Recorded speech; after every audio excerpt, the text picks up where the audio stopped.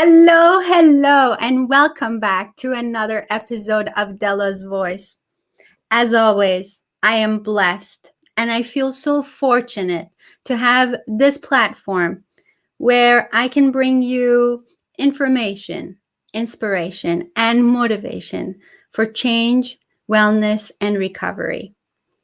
I am fortunate to meet fantastic individuals who, through living their passions, bring this world so much positivity. They impact other people's lives. They bring a message of hope. Today's fantastic superhero is Dr. DeAndrea Matthews. Dr. D is an author, an international speaker, a community leader, and educator. Most recently, she was awarded one of the top 100 educators award from the, I want to read this right, by the Global Forum for Education Learning. So please help me welcome Dr. DeAndrea Matthews on Della's Voice. Dr. D, hello. Hello, everyone. So nice to have you here. Thank you so much for joining today. Thank you for having me. It's my pleasure. It's fantastic to have you. Dr. D, I want us to take a moment and welcome all the people who are watching us today. And they're giving us their time and their commitment to their wellness, to their fantastic life, to their positivity. And I want to make sure that we ask them to please share this talk so that other people could also benefit from all the information you're going to give today. Definitely, definitely. So if you are watching, we encourage you to share with your friends, your family, and let them know that their adversity can be the best part of their story as well. Yes, thank you for that. Thank you. So today's topic, adversity can be your strength. And so many times we can blame our adversity for our limiting beliefs, for what's blocking us in our lives. And you're going to prove us wrong today. You're going to show us how we can use our adversity to be our strength. But I want to first start by getting to know you a little bit. And I want our audience to get to know where you come from, how you started, how you got here, and just to get to know you a little bit more. Certainly. Well, I am a native Detroiter. I'm a girl from the U.S., born and raised in Detroit, Michigan, and grew up again in an urban area, graduate of public school system. I have experienced so much in life. We'll get to the adversity part of it soon, but again, a girl from a large city, making it on her own pretty much. I am the mother of 8 and the grandmother of 5. So probably doesn't look like it. We have a blended family. I have 5 biological children and 3 bonus children. So we have lots of love all around us. I am the founder and CEO of Claire Alden Publications, an award-winning hybrid publishing company that is accredited by the Better Business Bureau and a member of the Independent Book Publishers Association. I am also the Director of Diversity and Inclusion for an urban research university here in Michigan, as well as being the president of the Virginia Park Community Investment Associates and also the senior pastor of Visions International Ministry. So those are all the different hats that I wear. And you can see that I'm quite the busy woman, but I try to wear it well and make it look good. Uh, you certainly are wearing a lot of hats, and my hats off to you because you do it so well and you do it so graciously and with a smile on your face. You must be enjoying every single one of those roles, Dr. D. There must be part of your passion as you do them. I just can see that you put a lot of love into every single one of those roles? I do. And you're right. A lot of it is because of my passion. I would probably not do as much as I do if it wasn't for the passion behind it. I love working in the community where I serve on the nonprofit as president. It's the community where my family has been since 1964. So, again, being active in that community is very important to me. Obviously, my role as senior pastor, I care about people. And of course, my passion project is as an author and publisher. So I really enjoy that work. But then, what I've been doing as far as education is long term, almost 25 years now in education. So definitely helping people. Again, a lot of times people from economically and educationally disadvantaged backgrounds. So people, again, from the city of Detroit, a lot of times from similar situations to how I grew up, helping them to overcome, helping them to realize their dreams and accomplish their goals. How did life start for you, Dr. D? Very good question. So I grew up, actually, I was raised by my grandparents. I grew up in a two parent home. My grandmother and grandfather were both in the home with me. My parents were close by. We were a close knit family. Grew up with better than average upbringing, I could say. And at only 20 years old, I married my high school boyfriend. We had gone to prom together. We had been dating for a few years, and I just knew we were going to grow old together. However, when I was 9 months pregnant with our son, he comes home from work one day at 3 in the morning, packs his bags, and leaves. No explanation, no nothing. He abandoned me in my most vulnerable moment, left me with no job, no money, and no hope for relationships. So from that point, again, my heart turned hard. I had dealt with unforgiveness. I dealt with bitterness. I was angry. And what is one of my best assets now, which is my smile, I even lost that and hadn't even realized it. So, again, coming from that place where I had, again, lots of hopes and dreams and wanting to do so much, finding myself in that situation where I was at probably the lowest point of my life at that point. So, moving from there and building, again, trying to get a better job, continuing my college education because I hadn't finished my first degree at that time, trying to finish my college education, taking care of small children, trying to get better employment to take care of my family. It was lots of things that I had to overcome. Was on public assistance at one point because, again, when he left, I didn't have a job. I was 9 months pregnant. It was a little difficult. So overcoming lots of hurdles to be able to get to where I am today. Mm-hmm. Mm-hmm. And I, you're not the only one, obviously, right?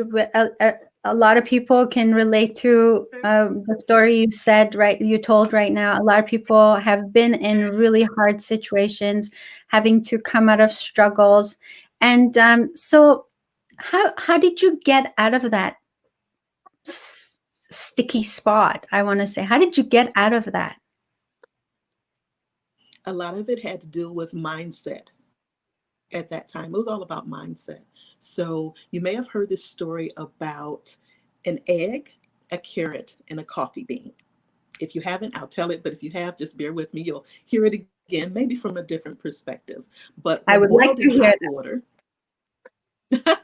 when boiled in hot water, an egg turns from liquid to hard boiled. In life, there are people who, when things get hot, turn from having, again, a heart of flesh to a heart of stone, hardened from pain, trials, and suffering, similar to what I just told you about the bitterness and the unforgiveness. And then you have the carrot. When the carrot is uncooked, it's hard. You could tap it on the counter and it makes some noise. But if you boil that carrot in hot water for too long, it turns to mush. And a person like that carrot can start out really tough, but over time become silenced from staying in hot water for too long. And a lot of people find themselves in that situation as well. But the last one is a coffee bean. Unlike the egg or the carrot, the coffee bean is the only one that, when placed in hot water, does not change itself, but changes its environment. Now, I've been all three, and you can think about the various situations in life, and I've only told you one, but if you think about the various situations, whether it's having that heart that turned from a heart of flesh, just hopeful and full of love, to dealing with bitterness, unforgiveness, pain, heartache. You can also think about being in what I refer to as a hot mess for too long. We've found ourselves in some situations like that as well, where our voice was silenced. We felt like we weren't heard and that we did not matter. But today, I stand before you as the coffee bean, chocolate brown and a little round, but I am the coffee bean. And what that means is you can take your experiences, you can take everything that you've gone through and change your environment, transforming again the things that you've gone through into the best part of your story. I knew that in order to become the person I wanted to be, in order to get the jobs that I needed to take care of my family, I could not stay stuck in that situation. So it was all about mindset and about how I chose to look at myself, not as the victim, not as less than, not as, being upset or thinking about what people would say because I needed to be on public assistance for a moment. None of those things matter. It was the next step and really focusing on what needs to be done next in order for me to get closer to my overall goal. That's that's that sounds like a lot of work, right? It it sounds like a Yes, it it sounds definitely like was a a lot lot of of work. work. It did not happen overnight. No. Yes. And I can vouch for that I have had to rise above my struggles and the adversity I've had in my life, and it didn't come overnight. And it doesn't happen just like that. It takes a lot of work. So, what was the Yeah. first step, Dr. D? And I wanna ask you to please go as deep as you like or not. It doesn't matter. This is your story. But I know that a lot of people are connecting with this right now. What was the first thing you did to get yourself out of that mindset into this new mindset of rising above? So the first thing that I did was I had to be intentional. At the moment that all of that was going on, I was in my second year of college. So a lot of people around me probably expected me to drop out, probably expected me not to finish my Sure. degree.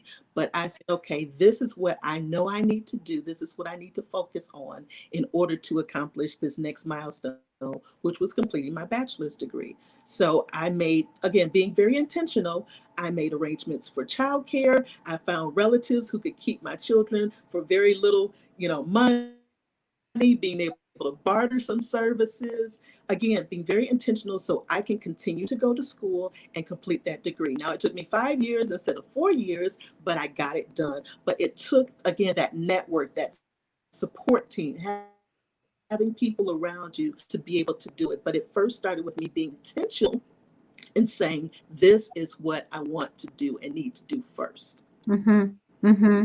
Mm-hmm. So Um, that is one of 3 steps. so we're losing you, Dr. D. It's a little bit of a bad connection right now. So I w- I wonder if can you let us know if you're watching this, and can you let us know please how the connection is for you, so that we can see how we can correct it. Um, I see. I want to make sure we say hi to some people. I've got Olga Gadane. She says, "Hello, amazing ladies." Olga is with a live show with Olga. She's out of the UK. She's wonderful. And she says she loved the analogies. Thank you, Olga. So, could you please let us know in the comment section that you can hear us fine, you can hear Dr. D fine, so that we can continue. Because on my end, I feel like there's a little bit of a delay. Um, do you see me fine, Dr. D? Yes, I can see you fine. Okay. It's just there's a delay between your voice and your video, and sometimes you freeze. But if other people can see fine, then I'm okay with that. So continue, please. So we just talked about step number one that helped me to come out of that situation, which was really being intentional. Step number two for me was being proactive. I was always a shy and quiet girl. So a part of my evolving was being proactive in learning how to speak up for myself. So speaking up to tell other people what I need, speaking up to tell other people what I'm going through and how you might be able to help. And I do still struggle some days with asking for help, but I do understand that it's important to be able to receive what other people want to be able to pour into your life, particularly in those down moments. So the other thing is being proactive and not necessarily waiting until someone, well, now they can Google you and find out things about you. But also, if there's some unflattering things about your story, instead of waiting for someone to find out what those things are, be willing to talk about it yourself. It's almost as if if you're in a job interview and there's something, there's, let's just say, a gap in employment, rather than have them guess as to what happened during that time, go ahead and be proactive and say, yes, XYZ happened. Yes, you'll notice that there's a gap in my employment, or whatever the case may be. Being proactive means giving information up front, not letting people make their own assumptions, but telling them this is what's going on with me and not being ashamed of it. Just owning that part of your story. So that would be number two, being proactive. So number one was be intentional. Number two was be proactive. Are we ready for number three? I have one comment here, Dr. D. This takes a lot of courage. What you just said about being proactive and owning up to the mistakes you have made takes a lot of courage. Just Yes. putting that out there. Yes, absolutely. It does. And again, for me, it didn't happen overnight. So please understand that this is not something I just woke up and threw on my Superwoman or Wonder Woman cape and said, let's just go and do it. This was a process over a number of years for me. So again, this is where I am now, and I can look back and talk about it, but it did take time. So don't feel like it's something that you just have to rush out and do. It's a part of the process of evolving. Okay, we're ready for number 3.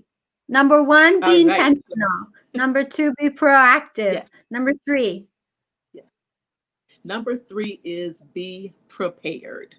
So, another part of my journey was multiple jobs. And I say that because, again, as a mother raising small children, I had to make some difficult choices. So, I started out in education in 1996. I started out, at a place called Vistas Nuevas Head Start. I was working again with bilingual children from diverse backgrounds. Wonderful opportunity, but of course, I wanted to be able to have a higher annual salary. So when the opportunity arose for me to work for the public school system, I took it. So I left my first job, went to work for the public schools. Again, great opportunity. But what I found after a couple years is that I was making good money. I was taking care of my family, but I wasn't really spending a lot of time at home with my young children. And I did not like what I saw. So I had to make a hard choice at that point. And I actually decided to walk away from what people term my good job. I'm using air quotes, my good job. And I chose to be a stay-at-home mom for a few years. And what that meant for me is I had to come up with an alternative way of taking care of my family and being there for my kids at the same time. Now, I went mhm. through a couple iterations of what that looked like, but ultimately, I became a licensed home care provider for a few years while my children were still small and still at home. I was able to use my education background to teach them and teach other people's children. And that's really how we sustained ourselves through that time, being able, again, licensed home care provider. So I was licensed with the state of Michigan, I had educational credentials, so I was, an educator still, but I needed to be at home with my own kids and be able to get some money coming in, so that worked out the best for me. Well, as soon as my kids were all in school, full day, it was time for me to go back to the workforce, and that's how I ended up in higher education, which is where I've been for the past 15 years. I've been working at a university, again, still in education, still doing what I love, but that was my transition. So your transition may look very different, but you want to be prepared. Understand what you have to offer. And a lot of times, particularly as women, we struggle with our self worth. We struggle with understanding all the things that we bring to the table. So I really had to do that self assessment, look at what I offered, what I have as far as my experiences, my talents, all of that, to be able to make those determinations during those hard years where it was really difficult to sustain my family. And ultimately, being prepared means even now, as I go through additional transitions in life, as I look at what's next for me for my career, understanding what that means to be prepared. You talked about self love and the fact that so many women struggle with that. Yes, Um, what yes. what is what what is your suggestion? What is your advice? Where do we start? So the first place to start, I believe, is with what you tell yourself.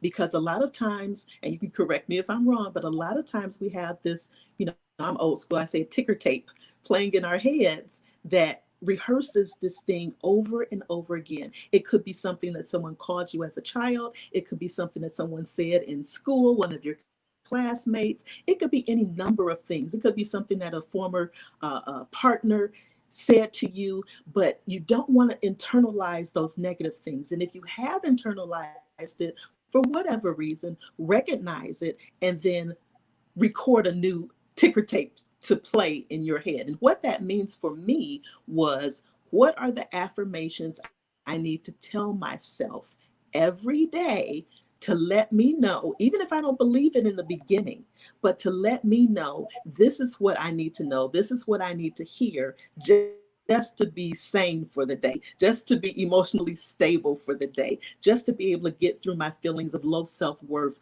or of sorrow, of grief, or whatever it is that you're experiencing. What are you telling yourself? That is what changed the game for me, because regardless of what other people said when I left home or when I went out to work or other things, what am I telling myself when I wake up in the morning? What am I saying to myself before I go to bed at night? What is it that I'm telling myself, that I internalize, that I'm understanding as a part of my story? What is that message? Dr. D, I struggled a lot with self worth. And for me, my self worth for a long time came from the validation I got from the people around me or from total strangers. And so when I lived in that mindset, all I wanted to do was please other people. And Yes, so the downside is you forget yourself. yes, You do everything possible so that other people could like you, could love you, and you lose yourself. And I think yes, that's when I went wrong. That's where I went off the path. And it took me a long time to get back on the path because it took a lot of awareness for me to yes. find it again. What are some signs that women are looking for to make them realize that, okay, okay, enough. I need to start looking at my real self worth. I need to start loving myself because it's such a big deal. So It is, and what you said resonates so much with me because even though I wasn't necessarily seeking validation, I was the person that was what's called performance oriented. I was the child that grew up, and because I was a straight A student and I got accolades because of my grades, I wanted to get keep those grades up. I wanted to continue to get those accolades for the good grades. So my performance was tied to, again, those words of affirmation that I sought and things of that nature. So I recognize what you're talking about. And because, I often say I'm a recovering perfectionist, but it's something that you have to check yourself about, because it's so easy to fall back into those patterns, those former patterns of behavior. So you do want to start that assessment. And for me, that assessment came from my anger. Now, people look at me nowadays and they say, you never What? get angry. But people have not seen that side of me because, I'm healed and whole now, but that wasn't the case, 5, 10, 15 years ago. So mine came from the anger. I was angry if you didn't appreciate all the work that I had done for you. I was angry if you didn't acknowledge all the wonderful things that I'm doing. So again, I was that people pleaser in a different way, but the same result. I was a people pleaser. I wanted people to understand all of the sacrifices that I was making for them. But at the end of the day, that was my choice. No one forced me to do those things. And I had to recognize what was going on. And for me, it was the anger. My anger got out of control because, we most of us have heard this saying, hurting people hurt people. So I was hurting because I had some unmet needs that weren't being acknowledged. I wasn't being validated. I wasn't receiving the appreciation that I wanted. And mine came out as anger. And I had to learn. I read a lot of books and, talked to therapists and all of that. But my anger, what I had to learn is that anger is only an emotion. Anger for me is like a flashing red light or a flashing yellow light that says, hey, something's going on that needs your attention. So that's what changed the game for me. That's what really was that turning point for me, my anger, because I had to recognize that it wasn't.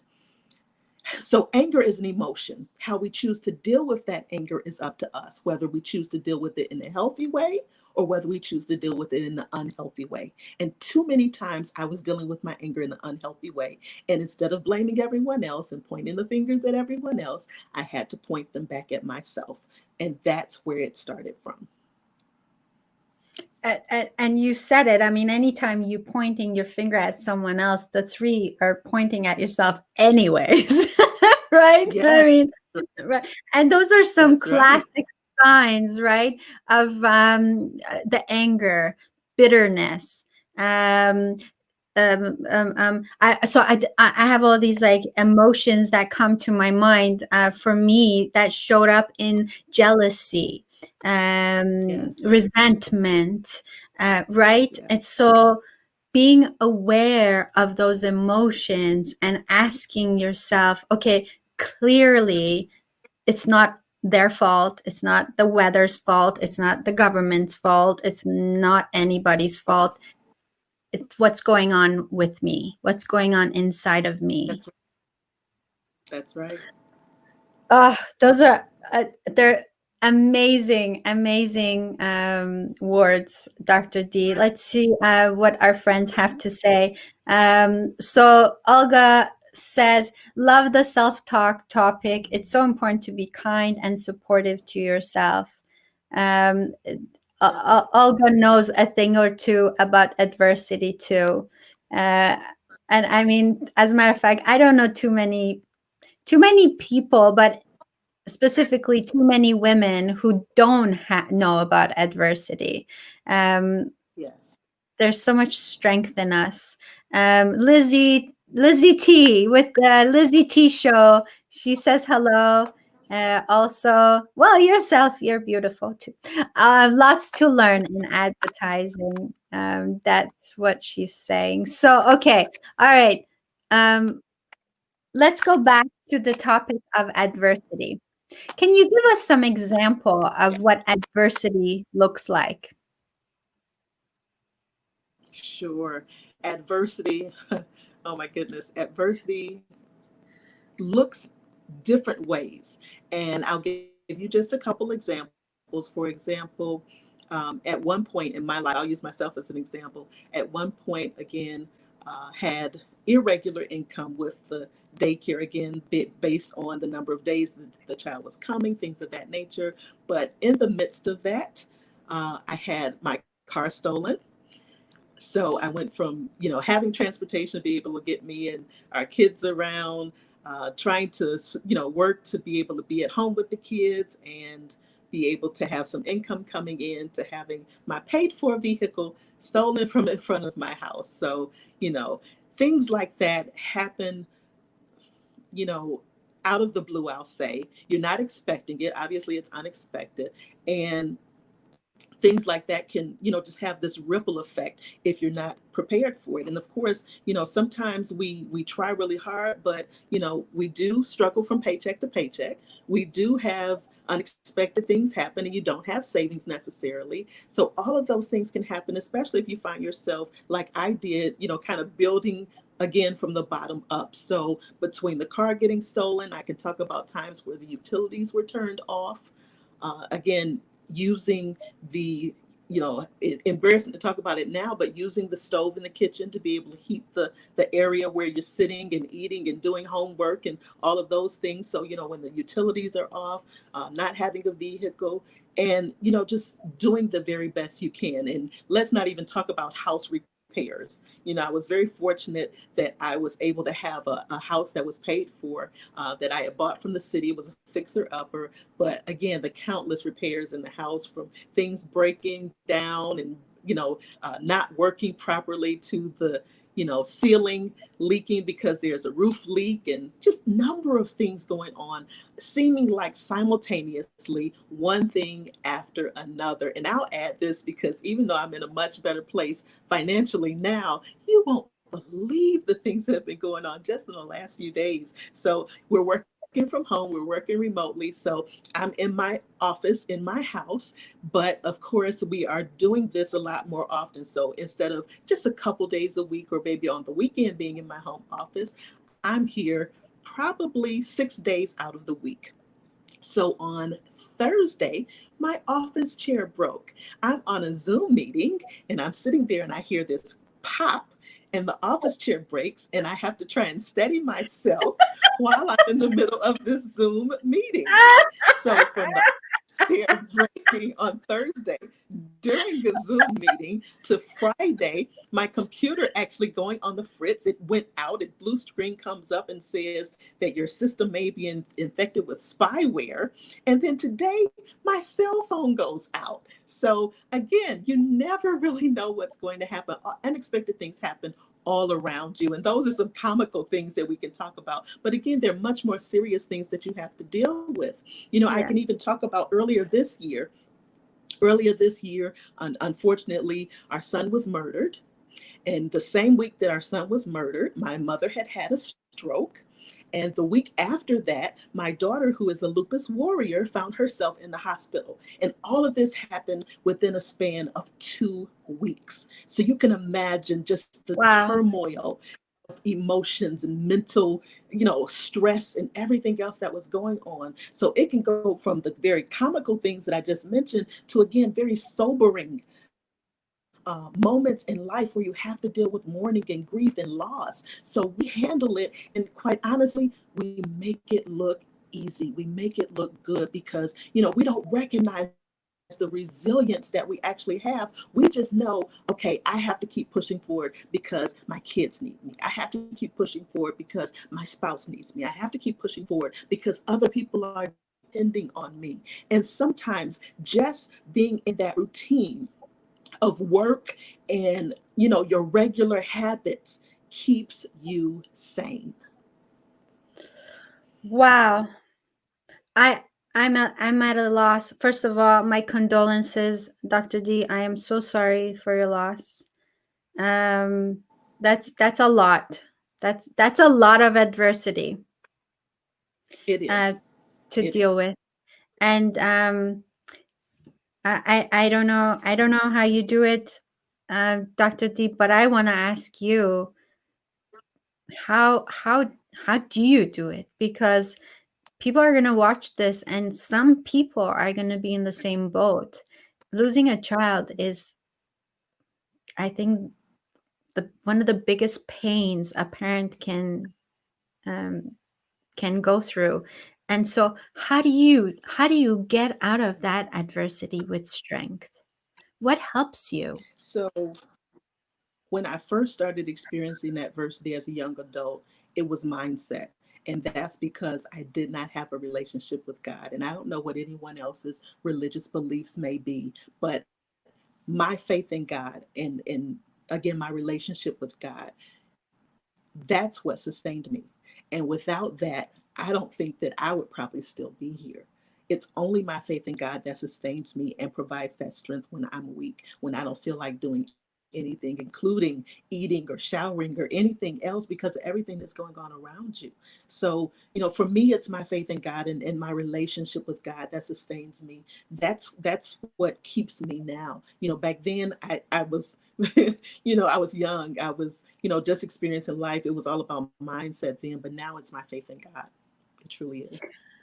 Um, so I know that Lizzie also says, I think she means God doesn't give what you can't handle. You must be a strong woman. Um, Bless And you. I agree. For a long time, Dr. D, I did not have a spirituality. I grew up in a country where religion was forced, and so that God did not relate to me at all. So I didn't find my own spirituality once till about 3 years ago, when I was going through a really hard time, and I found it again. And you are right. I think when you have faith, you go through the most difficult situations, even when you're not sure if you're going to make them, but because you have faith, it makes it possible. Faith makes the impossible possible. Yes, definitely. Well, I'm so glad that you have faith and you're here for other people, because there's so many people who need your strength. Um, and so when we're talking about adversity, not undermining any one adversity at all, because everybody goes through difficult situations, and for everyone is different. But to live in that mindset of victimhood and living there for the rest of our lives, blaming um, the world, God, other people, um, luck for the predicament we're in, is not the best choice, is it? Right. No, it is not. And actually, there is a quote that I absolutely love. It's a quote from Zora Neale Hurston, and it says, "If you are silent about your pain, they will kill you and say you enjoyed it." And that quote reminds me that it is important to share your story. It's important to tell your story from your perspective and through your lens. Other people on the outside looking in have their own idea of what's going on. But when you tell your own story from your perspective and through your lens, it empowers you. It allows you to own it. It strengthens you somehow. And it allows others to know, hey, if she went through that, if he went through that, then I can make it through what I'm going through. You're so right. The reason I started Della's voice was exactly this, Dr. D, because I had a story, but for a long time I didn't have a voice. And once I started sharing my story, I realized that there are so many people who are also suffering with different degrees, but they are also suffering, and together we have more strength because we give each other hope. Yes, I So love that. thank you. Every single time I bring someone on here, I'm in awe of the inspiration I get. I mean, I want that for the viewers, but it's like I, I'm myself so full Yes, and of having you as the love. host first. That's beautiful. Yes. So I want to thank you. I have a viewer that I want to say hello. Ahmed, he's watching all the way from Iran, Dr. D. So Hello. Thank you for joining us. it's wonderful. Thank you so much. Lizzie's sending you a message. Praise the Lord. Indeed. So, Dr. D, I want to say this with humility. People like you exist in this world to uplift others, but you go through life and the problems that life has with so much grace, and you come out even stronger on the other end, and you're even more ready to serve others. Thank you. If someone is watching this and they're going through a rough time and they're looking for that inspiration, maybe they're so beaten down they just can't get out of bed. Maybe they're just so in so much pain. They can't stand other people's um, even words of hope, and they can't stand other people's laughter, because we can get stuck in that place. Would you get them out of that, please? Would you send some So, what I words? would say, what I would say in that situation, you know, I think it's safe to say that we each have found ourselves in a dark place at least once in our lives. I think that's a safe statement to make, that we've each found ourselves in a dark place at least once in our lives.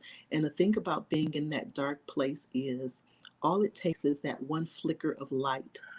If you imagine being in a dark room and there's just this one flicker of light, even if it's, a light under the door that you just catch a glimpse of, your eyes are going to automatically go towards that light. And what I encourage people to be for others is that flicker of light. It doesn't have to be deep. It could just be a text message, a phone call. It could be any number of things. For me right now, it's handwritten notes. Just sending people, how many of us get handwritten notes or handwritten letters anymore? So getting a Nobody. handwritten note or letter, see, it brightens your face just thinking Yeah. about it. So being that flicker of light, whatever that looks like for you, for that person connected to you, be that light. It could be just smiling at someone, because a smile is universal in every language. So just smiling at someone, that lets you know that they see me. I'm not invisible. I matter. It's like with the story that I told about, your voice not mattering, feeling invisible. People just knowing that they're seen, they're not invisible, they're heard, they matter. That's so important. And that could be the step in the right direction to moving out of that dark place and going closer towards that light.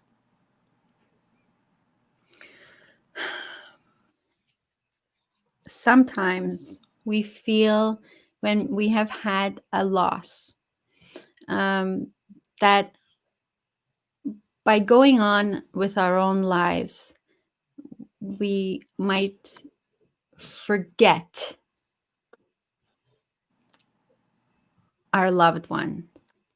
And so some of us forever live in that mourning place, in that grief, and we don't allow ourselves to live the joy that we really deserve to have. How do you suggest people deal with grief? So Actually, I was just sharing earlier.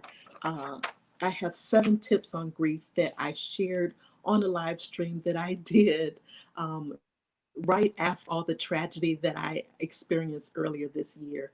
So I can just kind of go over those 7 tips for grief.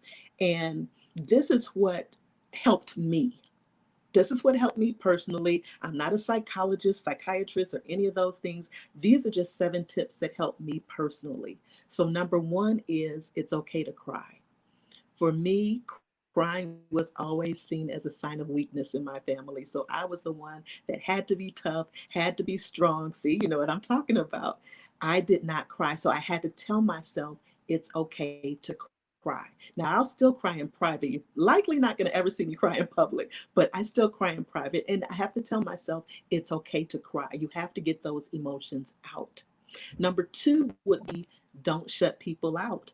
Again, some of this stuff seems so like it would be common knowledge, but these are things that I had to remind myself. Don't shut people out. There are people who really legitimately care about you and they want you to be okay. So again, just letting them know, okay, I just need a few days, or I just need a few hours, or even if they just want to drop something off for you, don't shut people out.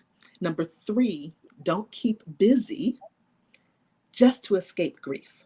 So for me, like I said, jumping back into work, jumping back into everything that was going on, that became my go-to because I knew that it was habit. It was like muscle memory. I didn't have to think about it a lot. I just did it.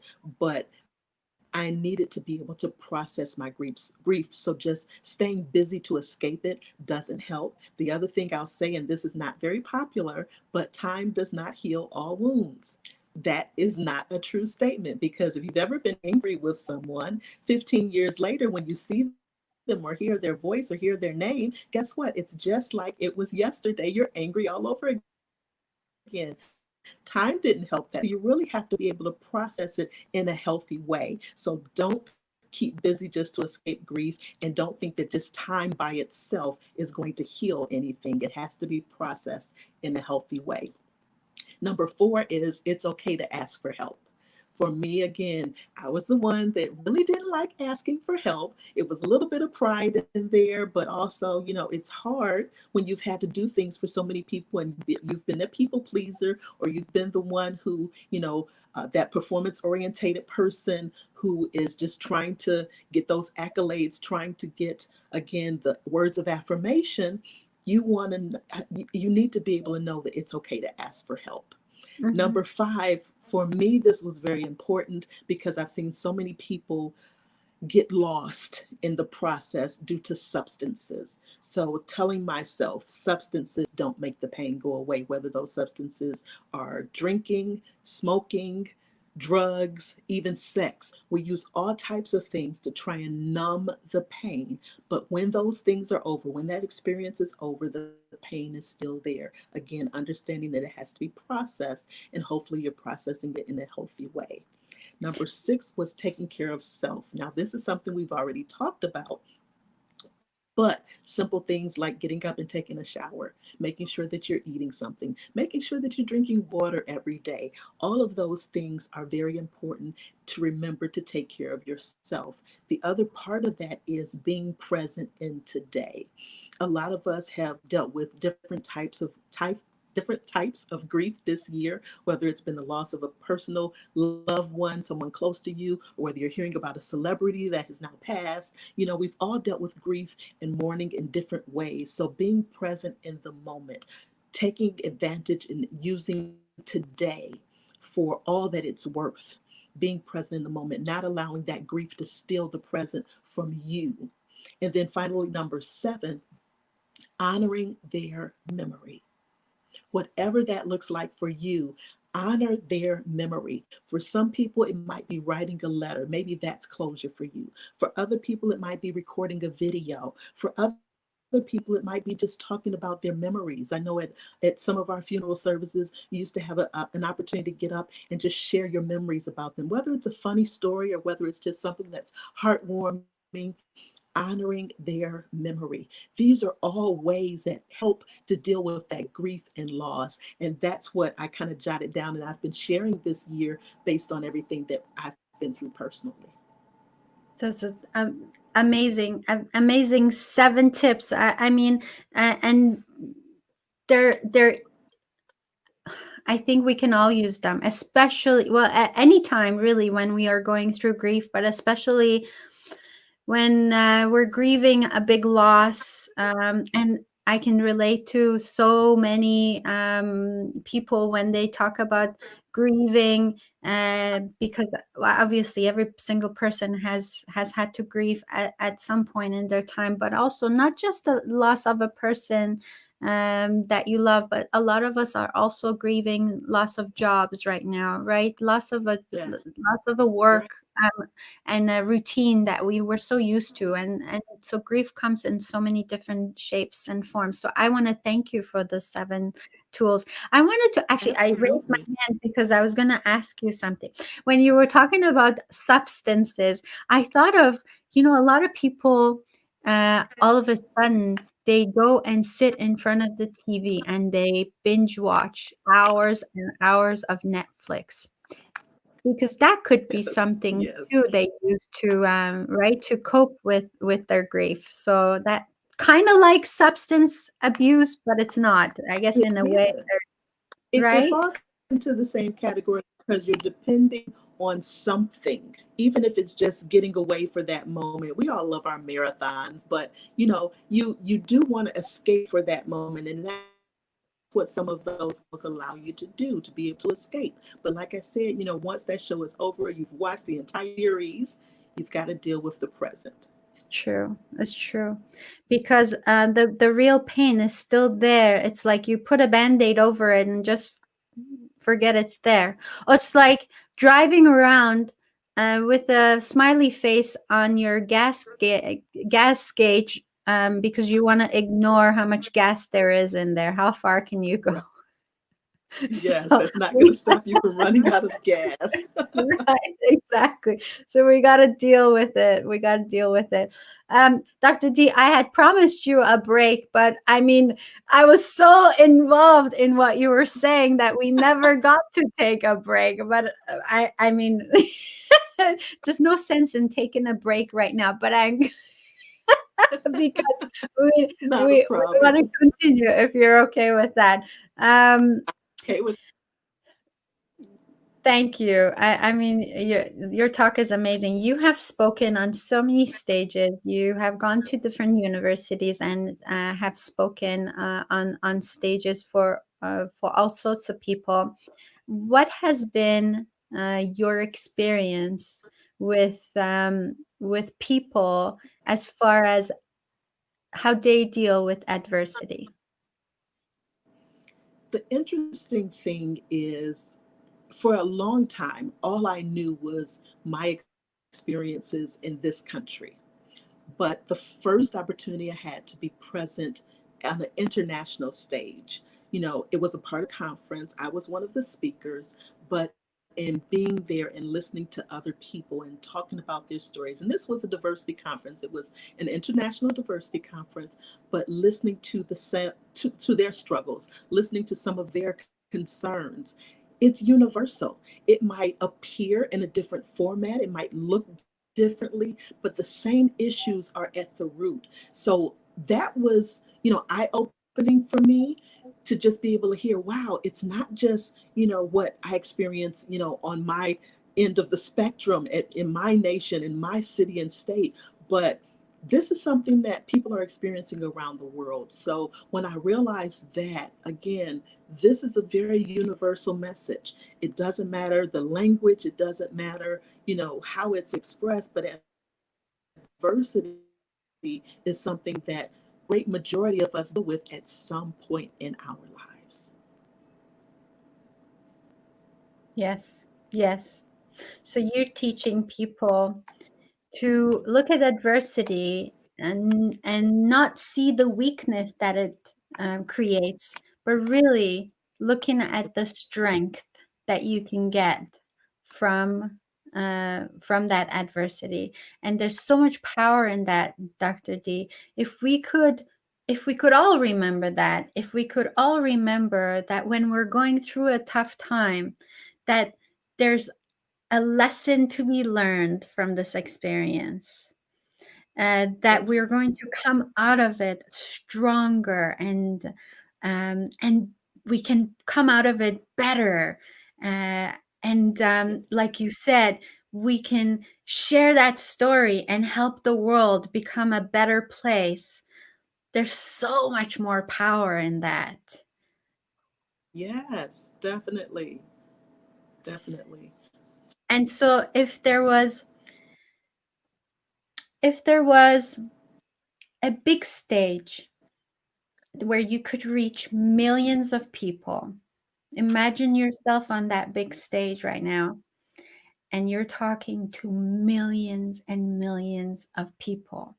And they say, Dr. D, you have 2 minutes to leave millions and millions and millions of people with your words of wisdom. What would they be?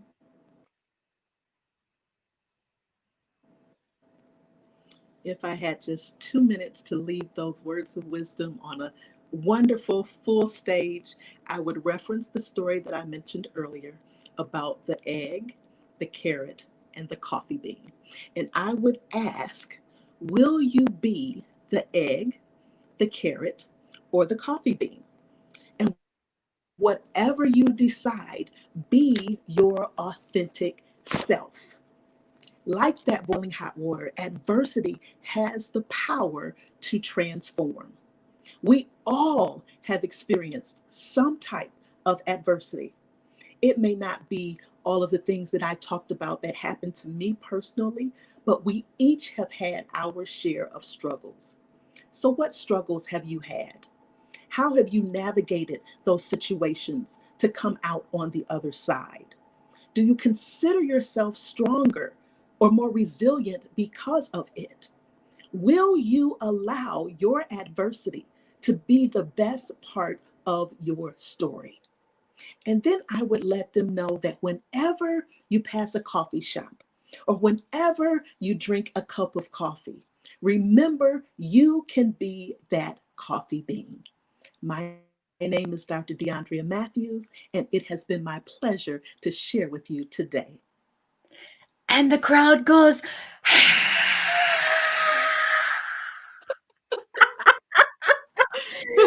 and we would never forget that story because that is the best analogy ever. Um, ah, I want to thank you, Dr. D. You are amazing. You are wonderful. You're so powerful.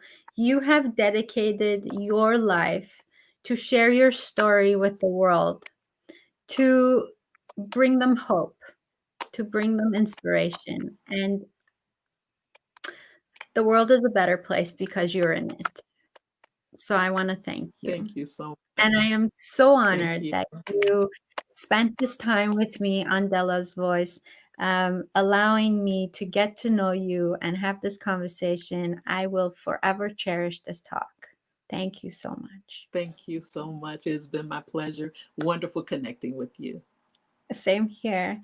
And so many people are watching, and I want to thank every single one of you for your time, for sticking around and hearing the story of hope, of inspiration. And please share this talk with other people because there's so much gold in here, so much hope. Uh, I'm so blessed, Dr. D, so blessed. Thank you so much. And so, with that, everybody, thank you again for being here, for sharing this experience with us. And I hope that you took from this just as much as I did. I'm going to show Dr. D's email address so that you can reach her if you would like. Send her lots of love, give her lots of love, let her know how much you appreciate it. I see the hearts flying right now. uh, as as we're talking, there are lots of hearts. So send her a message, let her know how much you appreciate it, her sharing her story. And I want to wish you the best in your endeavors, Dr. D. I'm so excited to be co-authoring with you in a near future in a book that's coming up. And I know you're working on another book, so good luck with that. And I can't wait to hear from you again, and hear about all the wonderful things you're doing to impact the world in your own beautiful way. Thank you so much, so very much. Thank you. The feeling is mutual. I appreciate you so much. So, with that, everybody, thank you again for being here. This has been another episode of Della's Voice, and I hope we sparked your soul. Till next time.